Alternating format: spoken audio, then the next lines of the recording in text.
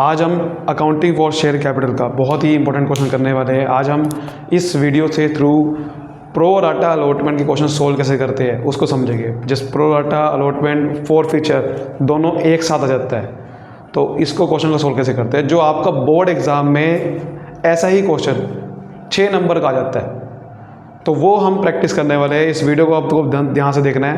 आपको इस वीडियो को देखने के बाद ऐसे क्वेश्चन करने बहुत अच्छे से आ जाएंगे, और क्योंकि मैं आपको बिल्कुल कॉन्सेप्ट वाइज समझाने वाला हूँ। एक बार आपने वो कॉन्सेप्ट समझ लिया तो कोई दिक्कत नहीं आने वाली आपको। तो बस इस वीडियो को बस आपको ढंग से पूरा एंड तक देखना होगा बस, ठीक है। ये क्वेश्चन देखो आपके सामने, ये वाला ये क्वेश्चन हम करेंगे। ये टीएस अग्रवाल का क्वेश्चन है, 107 क्वेश्चन है, 107 क्वेश्चन टीएस अग्रवाल का। Konark limited invited application for issuing 3 lakh shares of the series. देखो हमने यहाँ पर एक जो भी ये सब दे रखा है उसका एक टेबल बनाएंगे सबसे पहले इस तरीके से, मतलब एक समरी बनाएंगे ताकि क्वेश्चन करना मान लें आसान हो जाए। वरना क्वेश्चन करना बड़ी दिक्कत आ जाएगी, वरना हमें बार बार क्वेश्चन पढ़ना पड़ेगा। तो क्वेश्चन बार बार ना पढ़ना पड़े तो मैं जो मेन बातें हैं ना क्वेश्चन की वो यहाँ लिखने वाला हूँ इस तरीके से। यहाँ मैं लिखूँगा कि कितने शेयर इशू करे कंपनी ने, और यहाँ मैं लिखूँगा कितने शेयर लोगों ने अप्लाई किए थे, और यहाँ लिखूँगा कि शेयर कितने का था, ठीक है। जैसे लिखा हुआ 10 रुपये का शेयर था, 3 लाख शेयर कोनार्क लिमिटेड ने इशू करे। तो 3 लाख शेयर इशू करे तो मैं 3 लाख यहाँ लिख देता हूँ, इधर ऐसे लिख दूँगा 3 लाख। एक शेयर 10 रुपये का तो मैं यहाँ लिख दूँगा 10 रुपये, ठीक है, ताकि क्वेश्चन नहीं पढ़ना पड़ेगा। ये आप रफ में बना सकते हो या वर्किंग नोट बना सकते हो आप इसको। कह रहे कि 3 रुपये एप्लीकेशन पे देने हैं, ठीक है, हम यहाँ लिख देते हैं 3 रुपये आपको अलॉटमेंट में देने हैं, 4 रुपये आपको फर्स्ट एंड फाइनल कॉल पे देने हैं, ठीक है। ये क्या है question. The company receive application for 4 lakh shares, ठीक है। 4 लाख शेयर की एप्लीकेशन आगे, तो मैं यहाँ लिखूंगा वो कि लोगों की एप्लीकेशन कितने के आगे वो यहाँ लिखने वाला। वो कह रहा है अलॉटमेंट कैसे करी गई। 2,40,000 वालों को 2 लाख दे दिए शेयर। तो 4 लाख में से जिन लोगों ने 2,40,000 के लिए अप्लाई कर रखा था, 2,40,000 शेयर्स के लिए, उनको हमने 2 लाख शेयर दे दी। 4 लाख में से जिन्होंने 2,40,000 शेयर के लिए अप्लाई कर रखा था उसको हमने 2 लाख शेयर दे दिए। ये फर्स्ट कैटेगरी है, ये कैटेगरी फर्स्ट है। फर्स्ट की बात करेंगे ना, ये कि 2,40,000 वालों को 2 लाख दे दिए। सेकंड, 1,20,000 वालों को 80,000 दे दिए। तो सेकंड कैटेगरी बना रहा है 1,20,000 वालों को 80,000 शेयर दे दिए। थर्ड कह रहा है कि जो बाकी बच गए एप्लीकेंट्स उनको हमने 20,000 शेयर दे दिए, क्योंकि मेरे पास बचे 20,000 थे। देखो 20,000 तो बचे हैं, 2 लाख प्लस 80,000, 2,80,000 शेयर मैं दे चुका हूँ। 3 लाख शेयर देने थे तो 20,000 ही बचे हैं ना। तो बाकी जितने भी एप्लीकेंट्स बच गए उनको हमने 20,000 शेयर दे दिए। ये तीसरी कैटेगरी। अब कितने एप्लीकेंट्स बच गए। 4 लाख थे, 4 लाख एप्लीकेंट्स थे मेरे पास, ठीक है। 4 लाख में से 2,40,000 वालों को मैंने दे दिए शेयर, 1,20,000 वालों को दे दिए। बच कितने गए। 4 लाख में से 3,60,000 माइनस कर दो, 40,000। तो 40,000 शेयर बच गए, उनको हमने 20,000 शेयर दे। ये कह रहा था क्वेश्चन में, तो हमने देखो कितना बढ़िया बना लिया। अब क्वेश्चन बार बार पढ़ने की जरूरत नहीं पड़ेगी। नीचे क्या रखे है, जो भी मनी ज़्यादा आई है हमारे पास उसको अलॉटमेंट में एडजस्ट कर देंगे। तो बात ठीक है। जिन लोगों ने एप्लीकेशन के टाइम पे ज़्यादा मनी दे दी थी उनको हम अलॉटमेंट की मनी में एडजस्ट कर देंगे उनका पैसा।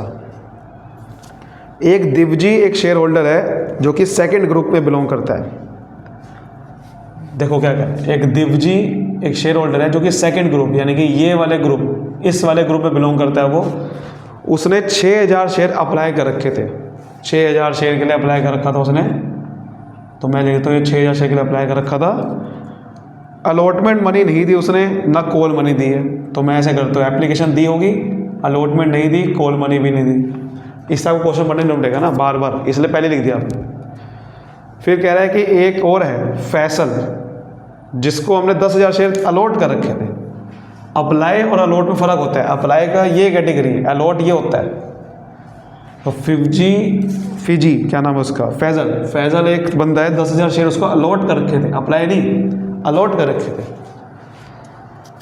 उसने कॉल मनी दे दी अलॉटमेंट के साथ। ग्रुप 1 में बिलोंग करता है वो, यानी कि वो फर्स्ट वाले ग्रुप में बिलोंग करता है। उसने एप्लीकेशन तो दी, वो कह रहा है कि अलॉटमेंट के साथ उसने कॉल मनी भी दे दी, कॉल मनी भी एडवांस में दे दी उसने अलॉटमेंट के साथ, कोई दिक्कत नहीं है।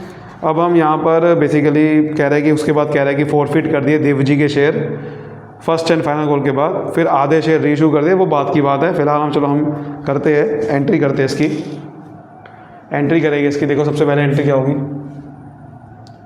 पहली एंट्री तो होता है पैसा आता है एप्लीकेशन का, bank account debit to share application account. सबसे पहले तो आपका पैसा आता है एप्लीकेशन का, एप्लीकेशन का जो पैसा आता है वो अप्लाई वाले शेयर से आता है। 4 लाख शेयर अप्लाई कर रखे थे, एक शेयर पे 3 रुपये आए, तो 4 लाख इंटू 3 तो 12 लाख रुपये आए, 12 लाख रुपये कंपनी के पास। ठीक है, एप्लीकेशन के टाइम पे जिन लोगों ने अप्लाई कर रखा है उसके हिसाब से पैसा आएगा ना। 4 लाख शेयर अप्लाई कर रखे थे लोगों ने, तो कितना पैसा है, 12 लाख। नरेशन में हम नहीं बता रहा हूँ क्योंकि टाइम वेस्ट होगा, मैं आपको सीधा बता रहा हूँ। नरेशन तो आपको पता ही होगा, मैंने वैसे ही बना रखी है जनरल एंट्री में की वीडियो भी, जनरल एंट्री में की वीडियो बना रखी है कि नरेशन कैसे लिखते हैं। बीइंग एप्लीकेशन मनी रिसीव्ड, ठीक है, यहाँ पर मेन कॉन्सेप्ट समझाना टारगेट है यहाँ पर। ठीक है, उसके बाद क्या करते हैं, दूसरी एंट्री होती है कि एप्लीकेशन का पैसा शेयर कैपिटल में डाल देते हैं। तो share application account debit 12 lakh से to share capital account. Share capital account में हम उतना ही पैसा डालते हैं जितना हमने इशू करे हैं, जितने मेरे पास शेयर है। 4 लाख अप्लाई करते हैं, बट मैंने तो दिए कुल मिला के 3 लाख ही है ना लोगों को, चाहे वो ऐसे कैटेगरी बना के दिए है, बट दिए तो 3 लाख ही है। तो 3 लाख इंटू 3 9 लाख रुपए ही जाएगा शेयर कैपिटल में, 12 लाख नहीं जा सकता, क्योंकि 3 लाख रुपए जो एक्सेस आया वो तो अलॉटमेंट में एडजस्ट कर देना। लिखा नहीं कि जो भी एक्सेस पैसा आया वो सारा का सारा कहाँ एडजस्ट कर देना है, अलॉटमेंट। तो यहाँ पर क्या लिखना है, to share allotment account. 12 lakh में से 9 लाख रुपए शेयर कैपिटल जाएंगे, बाकी 3 लाख कहाँ जाएगा, अलॉटमेंट में, क्योंकि 1 लाख शेयर पे इन्होंने एक्सेस अप्लाई कर दिया था, जबकि मेरे पास तो 3 लाख ही शेयर थे ना। तो उनका जो एक्सेस पैसा है 3 लाख रुपए, उनको मैंने कहाँ एडजस्ट कर दिया, अलॉटमेंट। यानी कि जब उसे अलॉटमेंट मनी मंगाएंगे तो 3 लाख रुपए कम मंगाएंगे, क्योंकि 3 लाख रुपए पहले आ चुका है मेरे पास। तो ये होता है एंट्री। ठीक है, तो ये सेकंड एंट्री होगी। थर्ड एंट्री अलॉटमेंट ड्यू करेंगे, share allotment account debit to share capital account. Allotment due कितने से करेंगे, देखो अलॉटमेंट ड्यू तो उतने से करेंगे जितना शेयर हमने उसको अलॉट करे हैं। हमने तो 3 लाख ही जितने इशू करे हैं उतने ही अलॉट करते हैं, क्योंकि अलॉट तो उतने ही करते हैं ना जितने मेरे पास होते हैं। 4 लाख थोड़ी अलॉट करे हैं मैंने, मतलब 3 लाख ही करे हैं। बाकी का जो एक्सेस पैसा था उसको तो हमने अलॉटमेंट मनी में एडजस्ट कर दिया। शेयर तो 3 लाख ही दिए ना मैंने, तो 3 लाख से ही तो पैसा मंगाऊंगा। तो 3 लाख से 3 रुपये के हिसाब से पैसा मंगाऊंगा, तो 3 लाख इंटू 3 9 लाख रुपये मंगाऊंगा। ठीक है, ये हो गया आपका अलॉटमेंट ड्यू की एंट्री। अब पैसा मिलेगा अलॉटमेंट का, तो bank account debit to share allotment account.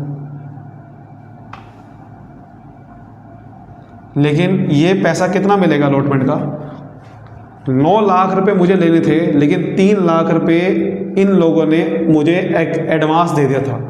उसकी हमने अलग अलग कैटेगरी बनाई थी कि कुछ कैटेगरी यहाँ थी, कुछ कैटेगरी यहाँ थी। कुल मिला के मेरे पास 3 लाख रुपए का एडवांस पैसा आया था।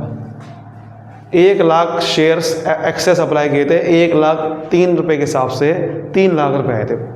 तो इसका मतलब 9 लाख रुपए नहीं लूँगा मैं उससे, मैं 3 लाख कम करके लूँगा।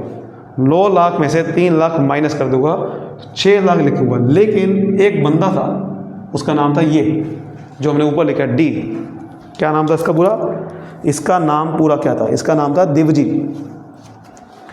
ये दिवजी एक बंदा था, उसने अलॉटमेंट मनी पे नहीं करी है, लिखा हुआ ना, काटा कर रखा हमने। उसने 6000 शेयर अप्लाई कर रखे थे। तो हमें ये निकालना पड़ेगा कि उसके अलॉटमेंट मनी कितनी नहीं मिली, क्योंकि वैसे तो सीधा डायरेक्ट आंसर लिख सकता था मैं, 9 लाख में से 3 लाख करके 6 लाख लगते हैं, लेकिन 6 लाख नहीं लिखूंगा ना। एक बंदा था, उसने अलॉटमेंट मनी नहीं दी, कितनी नहीं दी वो निकालना पड़ेगा। तो निकालते हैं। ये सेकंड कैटेगरी में था, सेकंड कैटेगरी में था तो हमें अब ये चेक करना पड़ेगा, देखो अलॉटमेंट मनी कितनी दी थी, पहले ये चेक करना पड़ेगा उसको शेयर दिए कितने मैंने, क्योंकि अलॉटमेंट मनी जो मंगानी थी होती है वो अलॉटेड शेयर से मंगानी होती है। ये अप्लाई शेयर है और ये अलॉटेड है। हमें ये पता है कि उसने 6000 अप्लाई कर रखे थे, हमें ये नहीं पता कि अलॉट कितने कर रखे थे, क्योंकि अलॉटेड मनी नहीं होगी तो मैं कैसे निकालूंगा कि उसके शेयर अलॉटमेंट मनी मंगानी कितनी की थी, तो पहले वो निकालना पड़ेगा। सेकंड कैटेगरी में आप पहले ये निकालो 12 लाख वालों को 1,20,000 वालों को हमने 80,000 शेयर दिए। तो यहाँ पर हम क्या करते हैं, एक रेशो निकालेंगे, उसको बोलते हैं pro rata ratio. Pro rata ratio निकालेंगे, देखो 0 से 0 कट गई, 12:8 और काटेंगे तो 3:2, यानी कि जिन लोगों ने 3 शेयर अप्लाई कर रखे थे हम उनको 2 शेयर देंगे। तो इस रेशो के हिसाब से मैं निकाल सकता हूँ कि उसके अलॉटेड कितने थे। देखो हमें पता है कि उसने 6000 शेयर अप्लाई कर रखे थे, हम 3 वालों को 2 शेयर देते हैं, तो उसने 6000 अप्लाई कर रखे थे, तो अप्लाई वाले से डिवाइड कर दो और अलॉटेड वाले जो निकालना है उसे मल्टीप्लाई कर दो। अप्लाई वाले से डिवाइड कर दो, अलॉटेड वाले से मल्टीप्लाई कर दो, तो आपका आंसर आ जाएगा 4, यानी कि उसको 4000 शेयर हमने अलॉट करे थे। तो उसकी अलॉटमेंट मनी हमने कितनी मंगा दी, 4000 शेयर के हिसाब से मंगा दी। तो 4000 इंटू 3 यानी कि 12,000 रुपये। 12,000 रुपये का पैसा जो मंगाना था उसका नहीं आया, तो 12,000 माइनस कर देंगे इसमें से। लेकिन यहाँ भी एक प्रॉब्लम है। सर क्या प्रॉब्लम है? एक प्रॉब्लम है, क्योंकि प्रॉब्लम ये है कि एक्चुअल में उसने 4000 शेयर उसका अलॉट करे थे, ये बात ठीक है, लेकिन अप्लाई तो उसने 6000 किए थे ना। तो उसने जो एक्सेस पैसा दे देता एप्लीकेशन पे, क्या उसको माइनस नहीं करेंगे 12,000 में से? क्या उससे पूरा 12,000 मंगाएंगे या एक्सेस पैसे को माइनस करते पहले? भैया वो कहेगा कि मैंने तो एडवांस पैसा पहले ही दे दिया था, तो वो क्या वो भी मंगाऊंगा, वो भी मैं दोबारा दूंगा आपको, वो माइनस नहीं करूँगा इसमें से। अब वो भी तो निकालना पड़ेगा ना, इसका एक्सेस पैसा कितना आएगा था, वो निकालते जरा। देखो यहाँ तो बात समझ में आ गई ना पहले आपको कि ये मैंने कैसे किया था कि अलॉटेड कैसे निकाला। अलॉटेड कैसे निकालना है, बस आपको जो रेशो है ना, रेशो के हिसाब से, रेशो में अप्लाई वाले से डिवाइड कर दो, अलॉटेड से मल्टीप्लाई कर दो। अगर आपको अलॉटेड गिवन है और अप्लाई निकालना है तो अलॉटेड से डिवाइड कर दो, अप्लाई से मल्टीप्लाई कर दो। ये तो आ गया था मेरे पास। उसने 6000 शेयर अप्लाई कर रखे थे और 4000 हमने उसको शेयर अलॉट कर दिए, तो 2000 शेयर उसके एक्सेस थे। तो उसका पैसा कितना आया होगा 2000 शेयर के हिसाब से? 3 रुपये के साथ। 3 रुपये एप्लीकेशन पे कितना पैसा आया था उसने? एप्लीकेशन के टाइम पे उसने 3 रुपये दिए थे, तो एप्लीकेशन के टाइम पे उसका 3 रुपये के हिसाब से 6000 रुपये एडवांस पहले ही आ चुका है। तो जब पहले ही आ चुका है 6000 रुपये एडवांस, तो मैं उसको दोबारा थोड़ी मंगाऊंगा उससे। उसको 12,000 रुपये उससे लेने थे, लेकिन 6000 रुपये तो पहले ही आ चुका है, वो माइनस कर दूंगा 6000 रुपये। तो उसका मतलब उससे सिर्फ पैसा 6000 ही लेना था, जो कि नहीं मिला। उसे 6000 ही लेना था, जो कि नहीं मिला। तो एक्चुअल में 9 लाख में से पहले हम 3 लाख तो माइनस करेंगे, क्योंकि 9 लाख में से 3 लाख यानी कि 6 लाख रुपए मुझे मिलने वाले थे, लेकिन 6 लाख में से एक बंदा था जिसने 6000 रुपये पैसा नहीं दिया। तो पैसा कितना मिला? 5,94,000। तो एंट्री होगी 5,94,000। ये जो मैंने आपको बिल्कुल कॉन्सेप्ट वाइज बताया है, इसका एक बहुत बड़ा वर्किंग नोट बनता है, और मैंने आपको बिना वर्किंग नोट के कॉन्सेप्ट वाइज बता दिया कि कैसे निकालते हैं। तो ऐसे आपको सीखना होगा, बिना वर्किंग नोट के आपको निकालना है। पहले वर्किंग नोट तो बाद में बन जाएगा, लेकिन वर्किंग नोट के बिना निकालना पहले आना चाहिए कि कॉन्सेप्ट वाइज समझना है कि भाई उससे अलॉटमेंट का पैसा कितना लेना था, और फिर ये चेक करना है कि उसका एडवांस कितना मिल गया था, वो माइनस कर दे रहा है, तब ये पता चलेगा कि उसका पैसा कितना नहीं है। और जब भी आपको ये निकालना होता है कि उसका पैसा कितना लेना था, उससे कितना मंगाना था अलॉटमेंट, तो अलॉटेड शेयर पहले पता जरूर होने चाहिए। और जब भी आपको ये निकालना है कि उसका एक्सेस पैसा कितना आया एप्लीकेशन के टाइम पे, एक्सेस पैसा, तो उसके लिए दोनों चीज़ पता होनी चाहिए, अप्लाई भी अलॉटेड भी, तभी तो निकाल सकता हूँ ना एक्सेस पैसा कितना आया था। तो प्रो राटा रेशियो पहले निकालनी पड़ेगी, समझना पड़ेगा कौन सी कैटेगरी में है, वहाँ से आपको दोनों चीज़ निकालनी पड़ेगी, अप्लाई कितने किया था, अलॉटेड कितना किया था, फिर उसके हिसाब से एडवांस पैसा देख के माइनस कर देना। ठीक है, बहुत बढ़िया, आगे बढ़ते हैं।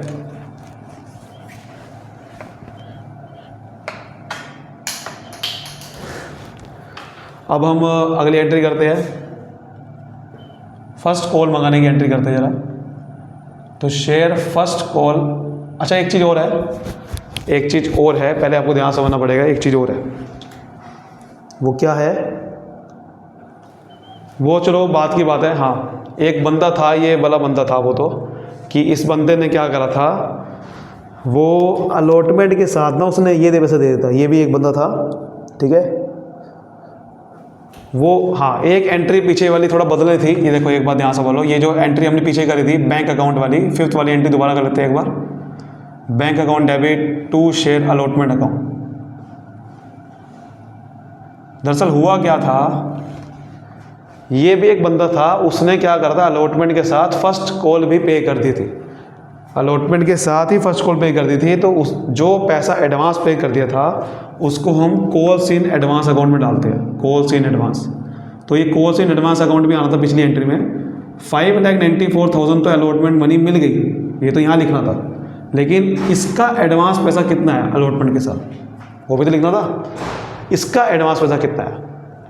तो 10,000 शेयर पे इसने 4 रुपये का फर्स्ट कॉल अलॉटमेंट के साथ ही पे कर दी। तो 10,000 × 4 यानी कि 40,000 रुपये की आपको फर्स्ट कॉल आ चुकी है। तो ये कॉल्स इन एडवांस अकाउंट खोलते हैं उसके लिए। तो बैंक अकाउंट में 5,94 नहीं आएंगे, बल्कि 40,000 प्लस करके आएंगे, यानी कि 6,34,000। तो ये एंट्री में थोड़ा फ़र्क होना था। जब भी कोई एडवांस पैसा दे देता है तो उसको कॉल्स इन एडवांस अकाउंट में, क्योंकि लायबिलिटी है वो कंपनी के लिए, इसलिए लायबिलिटी क्रेडिट होती है। क्योंकि ये लायबिलिटी इसलिए है क्योंकि एडवांस पैसा जो होता है, किसी को जो एडवांस पैसा होता है ना, वो बेसिकली बाद में जाके माइनस करना पड़ता है। जो फर्स्ट कॉल जब फर्स्ट कॉल उससे मंगाऊंगा तो उसमें माइनस करना होगा, है ना। तो इसलिए कंपनी के लायबिलिटी है, क्योंकि वो पैसा कई बार पे करना होता है। जो चीज़ आपको एडवांस में पैसा मिलता है, कंपनी को पैसा कभी लौटाना पड़ता है, तो लायबिलिटी हो। नेक्स्ट एंट्री होती है share first call account debit to share capital account. First call मंगानी है, यहाँ तो पहले फर्स्ट कॉल मंगाने की एंट्री करनी है बस। ड्यू कितने से करनी? 3 लाख शेयर से 4 रुपये के हिसाब से मंगानी है। तो 3 लाख × 4 12 लाख रुपए की फर्स्ट कॉल मंगानी है। लेकिन अब देखो होगा क्या, ये वाली एंट्री बैंक अकाउंट डेबिट। अब ये जो एडवांस पैसा आया था, जो आपने उसके लिए calls in advance account credit किया था, अब इसे डेबिट कर देंगे। क्योंकि अब आपका फर्स्ट कॉल जब मंगा रहे हैं तो अब ये 40,000 रुपये इस बंदे से नहीं मंगाएंगे, इसलिए कॉल्स इन एडवांस अकाउंट जो आपने क्रेडिट किया था, अब ये लायबिलिटी ख़त्म हो गई है। अब वो क्योंकि फर्स्ट कॉल की पैसा मिल रहा है, तो ये लायबिलिटी उसी टाइम ख़त्म कर देनी है। तो calls in advance account debit कर देना, ये दिखाने के लिए कि देखो 40,000 रुपये आपको एडवांस ही मिल चुका है। ये दिखाने के लिए, बस ये अकाउंट इसलिए खोला है, ये दिखाने के लिए कि 40,000 रुपये पहले से मिल चुका है, तो अब थोड़ी मिलेगा। तो ये 40,000 बंद कर देंगे। To share first call. लेकिन क्या 12 लाख में से 40,000 माइनस कर दूंगा? समझना पड़ेगा। इस बंदे ने पैसा नहीं दिया फर्स्ट कॉल का, और इस बंदे तो एडवांस दे दिया, वो तो बात अलग है। लेकिन इस बंदे ने पैसा नहीं दिया, इस बंदे का पैसा माइनस करना पड़ेगा। पहली बात तो यह है कि 12 लाख में से 40,000 माइनस करूँगा, क्योंकि 40,000 पहले ही आ चुका है। फर्स्ट कॉल पे 12 लाख पूरा नहीं मंगाऊंगा, क्योंकि 40,000 पहले ही आ चुका है। तो मंगाऊंगा इतना 11,60,000 इतना पैसा मंगाऊंगा। लेकिन अब ये निकालना पड़ेगा इसमें से, इस बंदे ने पैसा नहीं दिया। ध्यान रखना, ये जो 6,000 है ये अप्लाई शेयर है। जो पैसा मंगाना होता है वो अलॉटेड शेयर से मंगाना होता है। अब ये पीछे मैंने निकाला था इसका, दिव जी का अलॉटेड शेयर कितना था, रेशो ये 12:8 था, 3:2 था। इसके 6,000 अप्लाई थे, और हमने निकाला था ना कि 4,000 अलॉटेड थे। 4,000 अलॉटेड शेयर से मल्टीप्लाई करना है कि 4 रुपये के हिसाब से कितना पैसा मंगाना था। 6 4 24 सॉरी 4 4 जा 16, 16,000 रुपये मंगाना था। 16,000 रुपये मंगाना था, जो कि नहीं आया। सो 16,000 रुपये माइनस कर दूंगा, तो पैसा आया कितना?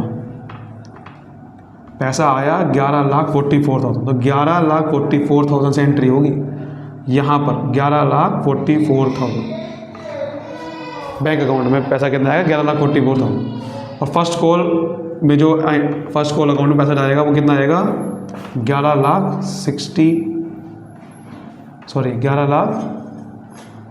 ये जो 40,000 प्लस करके आएगा 11,84,000। कि 11,84,000 पैसा आएगा, क्योंकि बेसिकली इतना पैसा आने वाला था 40,000 तो पहले ही आ चुका है और इतना पैसा फिर मिला। सर ये 12 लाख क्यों नहीं आ रहा? 12 लाख इसलिए नहीं आ रहा क्योंकि 12 लाख में से 16,000 तो पहले ही माइनस कर देना है ना, मतलब 16,000 तो पैसा मिला ही नहीं, तो 12 लाख में 16,000 पहले ही माइनस कर देना। इतना पैसा मिलने वाला था, इसमें से 40,000 पहले ही मिल चुका है, तो मिला कितना? ठीक है ना। कॉल्स इन अरियर अकाउंट नहीं खोल रहे ना हम यहाँ पर, वरना इसमें 12 लाख भी ले सकते थे। कॉल्स इन अरियर अकाउंट नहीं खोल रहे, तो ये हमने एंट्रीज कर ली सारी। अब लास्ट एंट्री होनी है जो सबसे इंपॉर्टेंट है, वो है फोरफीचर। क्वेश्चन में लिखा हुआ था कि इसके शेयर, जो इसने पैसा नहीं दिया था, इसके शेयर हमने फोरफीट कर दी, तब उसकी एंट्री समझनी है कि उसकी एंट्री क्या होती है। तो क्वेश्चन में लिखा हुआ था कि दिव्यजी के शेयर फोरफीट कर दिए। इसके फोरफीट की एंट्री क्या होती है कि सबसे पहले क्या करना होता है, शेयर कैपिटल अकाउंट डेबिट। देखो ये क्वेश्चन थोड़ा आसान है, क्योंकि मैं जब तो पहले कुछ आसान क्वेश्चन कराऊँ, उसके बाद धीरे धीरे लेवल बढ़ाऊंगा। आप इस चैनल पे आए हो तो आपको सारे क्वेश्चन की वीडियो मिलेगी, बस आप मुझे कमेंट करते रहना। आपको वीडियो ढंग से पसंद लाइक करनी है, बेसिकली शेयर जरूर करनी है, जिससे ये समझ में आए मुझे कि आपको पसंद आ रही है, तभी तो बनाऊंगा ना। अपने लिए थोड़े बना रहा हूँ, आपके लिए बना रहा हूँ, तो आपको अभी तो इस वीडियो को आगे बढ़ाना होगा ना, तो इसलिए शेयर कैपिटल अकाउंट डेबिट। इसमें से शेयर कैपिटल अकाउंट डेबिट में क्या आता है कि जितने उससे पैसा मंगाना था, कितना मंगाना था, कॉल्ड अप वैल्यू आते हैं यहाँ पर, कि उससे देखो ध्यान रखना, शेयर कैपिटल अकाउंट डेबिट में भी वही अलॉटेड शेयर से मल्टीप्लाई करते हैं। दिव्य जी के जो अलॉटेड शेयर थे 4,000 थे, तो 4,000 शेयर पे 10 रुपये इससे पूरे मंगाए हैं ना। वो अलग बात है कि कितने आए कितने नहीं आए, वो अलग चीज़ है। मंगाए कितने? पूरे 10 रुपये मंगाए, तो 4 × 10, तो 40,000 रुपये इससे पूरे लेने थे। अब उसमें से कुछ पैसा मिला, कुछ नहीं मिला। जो पैसा मिला उसको डाल देते हैं फोरफीचर अकाउंट में, टू शेयर फोरफीचर अकाउंट, और जो पैसा नहीं मिला उसका नाम लिख देंगे। जैसे कि अलॉटमेंट नहीं मिली तो टू शेयर अलॉटमेंट अकाउंट, आपको अगर फर्स्ट कॉल नहीं मिली तो to share first call account. लेकिन शेयर कैपिटल अकाउंट में क्या आता है, जितना पैसा उससे मंगाना था, तो जो पैसा नहीं मिला अलॉटमेंट अभी पीछे निकाला था, कितना नहीं मिला इसका, कैसे निकाला था कि भाई 4,000 × 3 12,000 रुपये लेने थे, लेकिन 6,000 रुपये तो एडवांस आ गए थे, वो निकाला था ना। तो 6,000 रुपये एडवांस आ गए, 6,000 नहीं मिले, तो 6,000 ही लिखूँगा, कितने नहीं मिले। फर्स्ट कॉल कितने नहीं मिली, 4,000 शेयर पे 4 पे मंगाने थे, 16,000 रुपये नहीं मिले। तो ये तो फिर आराम से निकल जाएगा ना कि 40,000 में से इतना पैसा नहीं मिला, तो जो बचा वो मिल गया, तो निकालने की जरूरत नहीं फोरफीचर। कैसे निकालना? 40,000 में से आप 22,000 माइनस कर दो, तो 18,000 मिल गया होगा, इसका मतलब सिंपल। समझ गए बात को? तो ये फोरफीचर वाला आपको निकालने की जरूरत नहीं है, या आप बैलेंसिंग फिगर निकाल सकते हो। नेक्स्ट एंट्री होगी कि अब उसने कहा है कि इसके जो फोरफीट हुए शेयर उसको री इशू कर दिया, दोबारा से इशू कर दिया। वो कह रहे हैं कि आधे शेयर दिव्यजी के हाफ शेयर री इशू कर दिए, 10 रुपये के शेयर 10 रुपये के हिसाब से फुली पेडअप का मतलब जितने के शेयर थे उतने 10 रुपये का शेयर था फुली पेडअप, और 10 रुपये का ही रीइशू कर दिया। तो जो बैंक अकाउंट डेबिट रीइशू की एंट्री होती है, bank account debit to share capital account. अब अगर डिस्काउंट में करे हैं तो शेयर फोरफीचर अकाउंट डेबिट होता है, प्रीमियम में करे हैं टू सिक्योरिटी प्रीमियम होती है। यहाँ तो प्रीमियम भी नहीं, डिस्काउंट भी नहीं है, फुली पेडअप थे शेयर, और फुली पेडअप तो मतलब 10 रुपये के थे और 10 के ही रीइशू कर दिए, तो पूरे के पूरे करे हैं। लेकिन हाफ करे, यानी कि 4,000 के शेयर पूरे रीइशू नहीं करे, 4,000 का आधा 2,000, तो 2,000 × 10 20,000 के रीइशू करे, और 20,000 के ही फुली पेडअप थे। फुली पेडअप वाली वैल्यू यहाँ आती है, यानी कि 10 रुपये के शेयर, अगर वो कहता है 10 रुपये के शेयर 8 में करे तो 8 रुपये यहाँ आते, 10 के यहाँ आता। ठीक है, जितने के शेयर थे उतना वैल्यू यहाँ आती। फिर हमें क्या करना होता है, हमें ये जो फोरफीचर का पैसा बचा उसका कैपिटल रिजर्व बनाना होता है, यानी कि री इशू के बाद हमें कितना गेन हुआ, तो वो जो जितना गेन हुआ उसको हमें शेयर फोरफीचर अकाउंट को डेबिट करके कैपिटल रिजर्व में भेज देना होता है। री इशू के बाद कितने का फ़ायदा हुआ मुझे, देखो कितने का फ़ायदा हुआ। मैंने हाफ शेयर री इशू कर दिए, तो हाफ शेयर पे कितना मुझे पैसा फोरफीचर में मिल गया था, ये निकालना पड़ेगा। मैंने 2,000 के शेयर्स री इशू करे, बात समझ में आ रही है?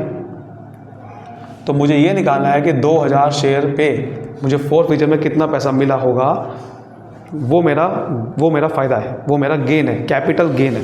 तो कैपिटल गेन कैपिटल रिजर्व में होता है। क्योंकि शेयर आपने रीइशू करे लेकिन उसका पैसा पहले से ही आपका फोरफीचर में है, क्योंकि वो पहले ही मिल चुका है, तो वो आपका फ़ायदा नहीं हो गया, वो कैपिटल गेन नहीं हो गया, मतलब आपका प्रॉफिट एक तरह का वो, कि आपने 20 के 20,000 रुपये तो मिल गए लेकिन पहले से ही आपका पैसा मिला हुआ था फोरफीचर के, तो वो उसको कहाँ भेज देना होगा, कैपिटलिज्म में। तो इसलिए तो ये भी चेक करना पड़ेगा। देखो ये जो 18,000 रुपये है, ये 4,000 शेयर के हिसाब से, ये 4,000 शेयर के हिसाब से कितना पैसा मिला, तो पहले मुझे इसे कन्वर्ट करना होगा कि 2,000 शेयर के हिसाब से इसमें कितना पैसा है। तो कैसे कन्वर्ट करेंगे आप, 18,000 रुपये मुझे मिले 4,000 शेयर के हिसाब से, तो एक शेयर पे कितना पैसा मिला होगा, 4,000 शेयर से डिवाइड कर दो भाई। 18,000 रुपये मुझे फोरफीचर मिले, एक शेयर पे कितना पैसा मिला होगा, तो 4,000 शेयर पे डिवाइड कर दो, तो कितना आ गया निकाल लो, जितना भी आ गया, मतलब जितना भी आ गया 18/4 आ गया। अब जितना मुझे शेयर के हिसाब से निकालना है उससे मल्टीप्लाई कर दो, 2,000 शेयर के हिसाब से निकालना है मुझे पैसा, 2,000 से मल्टीप्लाई कर दो, तो आपका आ गया 18,590, 9,000 रुपये आ गया। तो इसका मतलब 9,000 रुपये का आपका पहले से ही फोरफीचर पैसा पड़ा हुआ है, यही आपका गेन हो गया, तो 9,000 रुपये का कैपिटल रिजर्व बन जाएगा। ठीक है, ऐसे निकालना होता है कि आप इसे पहले डिवाइड कर दो उससे जितने शेयर फोरफिट थे, ताकि आपको समझ में आ जाएगा कि एक शेयर पे कितना पैसा मिला हो, और उससे मल्टीप्लाई कर दो जितने भी शेयर के हिसाब से आपको पैसा चाहिए। ठीक है, तो उम्मीद करता हूँ आपको बेसिक कॉन्सेप्ट्स समझ में आए होंगे। अगर समझ में आया तो वीडियो को लाइक करिए, और चाहते हो कि और क्वेश्चन की वीडियो बनाऊँ तो मुझे कमेंट कीजिए। Thank you so much, all the best.